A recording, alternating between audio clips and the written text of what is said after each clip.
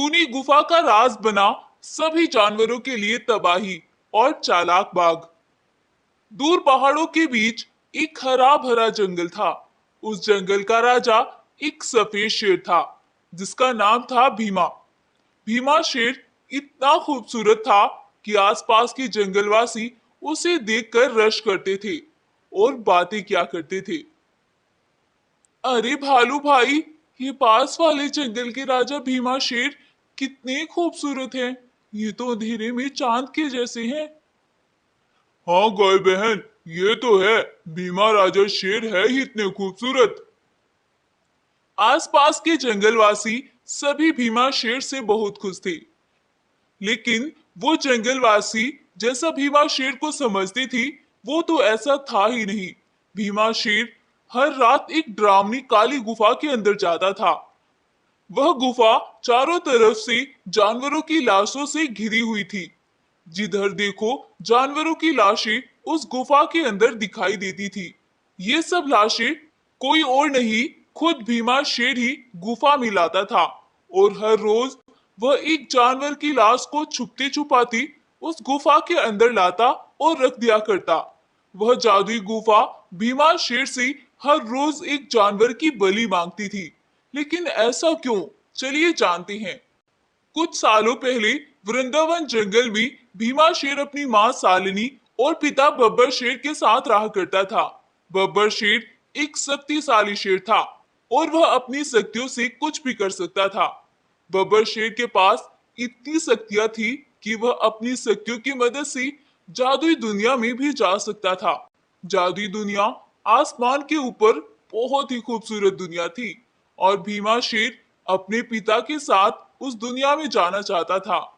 एक बार भीमा शेर अपने पिता के साथ जिद करता है और बब्बर शेर भीमा को जादुई दुनिया घुमाने ले जाता है। लेकिन जादुई दुनिया में जाकर भीमा अब वहीं रह जाना चाहता था और उस दुनिया पर राज करने की सोच लेता है। मगर इतना तक बब्बर शेर के पास ये शक्तियां थी तो भीमा शेर कभी भी जादुई दुनिया पर राज नहीं कर सकता था। एक दिन भीमा शेर अपने पिता बब्बर शेर से जिद करता है और बोलता है, पिताजी, आपकी जो भी शक्तियां हैं ये सब आप मुझे दे दे। मैं उस जादुई दुनिया पर राज करना चाहता हूँ और जादुई दुनिया के सभी जानवरों को अपने वश में करना चाहता हूँ। लेकिन बब्बर शेर जब भीमा शेर के ये इरादे देखता है तो वह उसे जादुई शक्तियां देने से इनकार कर देता है।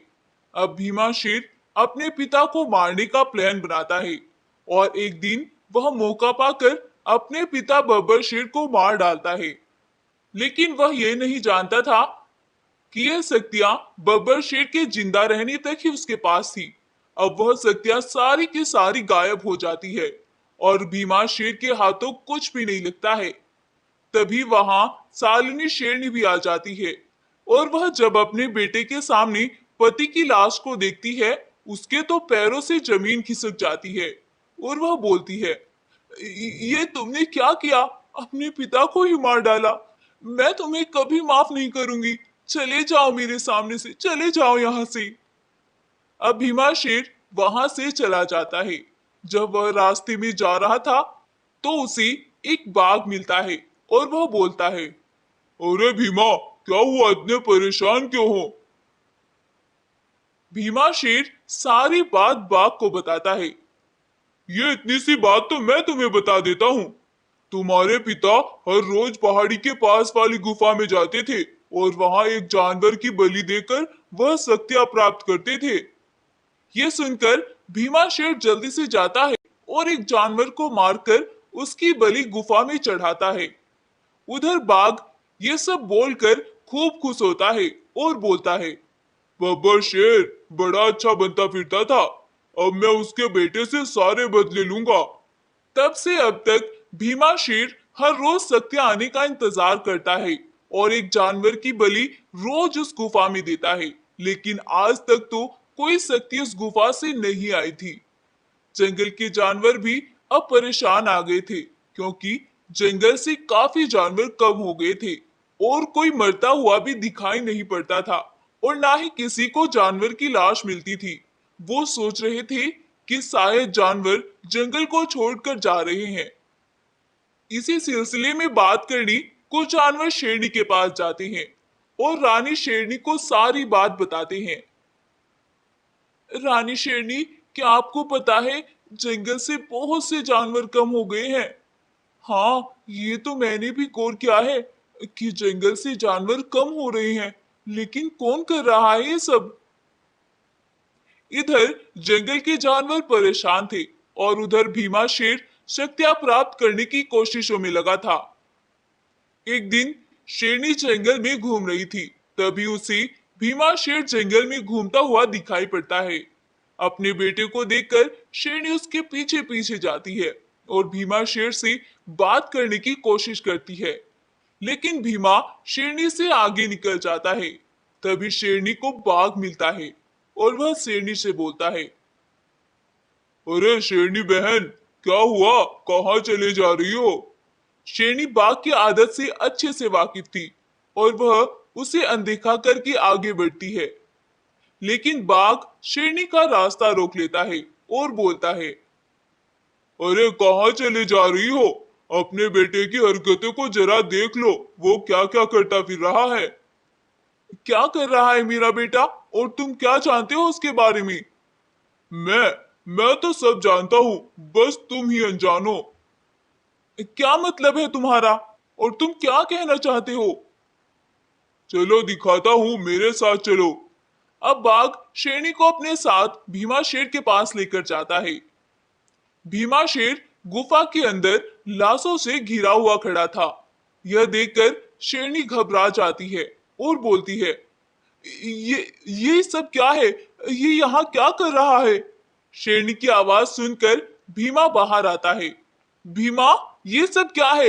ये तुम क्या कर रहे हो? अपने बाबा की शक्तियां हासिल करना चाहता हूँ और ये सब लाशें उसी के लिए है। इससे मुझे एक दिन बाबा की सारी शक्तियां मिल जाएंगी और फिर मैं अमर हो जाऊंगा। हा हा हा हा हा हा हा। तुम पागल तो नहीं हो गए? मेरी ही गलती है। जिस दिन तुमने अपने बाबा को मारा था, मुझे उसी दिन तुम्हें भी मार देना चाहिए था। अगर तुम मर जाते तो इतने सारे जानवर तुम्हारी बलि का शिकार तो ना बनते। तुम क्यों नहीं मानती कि वो सभी शक्तियां तुम्हारे बाबा के साथ ही थी? जिस दिन तुम्हारे बाबा इस दुनिया से गए थे, उसी दिन वो शक्तियां भी चली गई थी। उन दोनों में हो रही कहासुनी को देखकर बाघ इस चीज का फायदा उठा लेता है और वह उन दोनों पर हमला कर देता है और उन दोनों को मार मार कर जख्मी कर देता है और बोलता है, यही तो मैं चाहता था। अब इस पूरे जंगल पर मेरा राज होगा। पहले मैंने बब्बर शेर को उसके ही बेटे के हाथों मरवाया। अगर तुम बब्बर शेर की शक्तियां प्राप्त करना चाहते हो तो पहले तुम्हें अपने पिता को मारना होगा, उसके बाद ही तुम वो सारी शक्तियां प्राप्त कर सकते हो। और अब देखो, मैंने तुम दोनों को मार दिया। हा हा हा हा हा। बाघ ये सोच रहा था कि वो दोनों मर गए हैं, लेकिन भीमा उसकी सारी बातें सुन रहा था और वह उठता है और बाघ पर हमला कर उसे मार डालता है। बाघ के मरने के बाद भीमा अपनी माँ से माफी मांगता है और वह अपने किए पर बहुत शर्मिंदा होता है।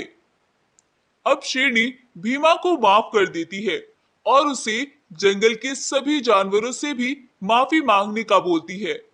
अब भीमा जंगल के सभी जानवरों से माफी मांगता है और अपनी माँ के साथ खुशी खुशी जंगल में रहने लगता है। इस कहानी से हमें सीख मिलती है कि हमें कभी भी दूसरों की बातों में आकर अपनों से झगड़ा नहीं करना चाहिए।